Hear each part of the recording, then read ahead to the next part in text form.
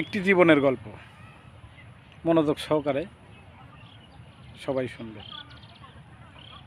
সবার প্রতি রইল ভালোবাসা।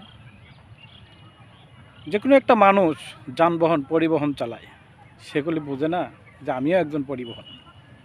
সে যদি বুঝতো যে আমি একজন পরিবহন, তাহলে ওই পরিবহন খুব হুঁশমতো, খুব দক্ষতার সাথে চালাইতো, কখনো অ্যাক্সিডেন্ট করতো না। সে জানে না যে আমি একটা পরিবহন, তাই গাড়ি অ্যাক্সিডেন্ট করে। তাই 4 চাক্কা হোক, 6 চাক্কা হোক, আর 8 চাক্কাই হোক, সেটা হলো একটা হাওয়ার গাড়ি। ভাবতে হবে ভাইয়ের আমার, মানুষও একটা হাওয়ার গাড়ি।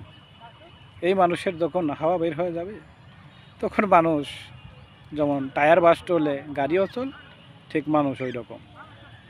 তখন আর কোনো মেকার ডাইকে দেখাইলে আর কাজ হবে না। তাই সবাই সতর্কভাবে এই হাওয়ার গাড়িটাকে যত্ন সহকারে, খুব সম্মানের সহিত যত্ন করে রাখবেন, তাহলেই আপনি দীর্ঘস্থায়ী হবেন। যত্ন করবেন না, কখনোই আপনার দ্বারা দীর্ঘস্থায়ী হওয়া সম্ভব হবে না। ধন্যবাদ সবাইকে।